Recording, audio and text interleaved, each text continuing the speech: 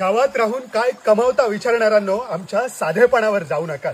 इथल्या गावठी जगण्याचं इकॉनॉमिक्स आम्ही पैशात मांडायचं ठरवलं ना तर शहरातल्या लाखो रुपये कमावणाऱ्या माणसाला सुद्धा हे क्वालिटी लाईफ पैशात विकत घेता येणार नाही। दिल्लीची हवा इतकी प्रदूषित झाली आहे की ऑक्सिजन विकत घ्यायला लागतोय। मग हिशोब करा, देवरायांसारख्या जंगलांमधून कोट्यावधी रुपयाचा ऑक्सिजन जो नॅचरली मिळतोय त्याची कॉस्ट आपण देतो का? विराट कोहली फ्रान्समधल्या झऱ्यांचं बॉटल वॉटर विकत पितोय त्यापेक्षाही जास्त मेडिसिनल सह्याद्रीतल्या देवतळांचं नॅचरल मिनरल वॉटर आम्ही पितोय, त्यावर अन्नही पिकवतोय। ती आमची कमाई नाही।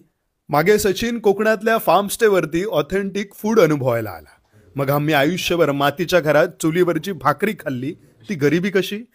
ऑर्गॅनिकच्या नावाखाली सुपर मार्केट्समध्ये मिळणाऱ्या ब्रँडेड फूड प्रोडक्ट्स पेक्षाही इकॉलॉजिकल फ्रेश फूड आम्ही स्वतः पिकवतो, मग त्याची किंमत काहीच नाही।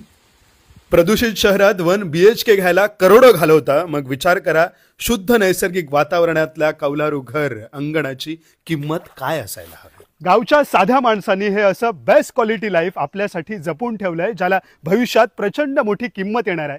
त्यातलं आनंदाचं अर्थकारण अनुभवायला तुम्ही रानमाणूस सोबत नक्की या, कारण जगण्याची खरी सिक्युरिटी पैशात नाही हो, तर जल जंगल आणि जमिनीत आहे।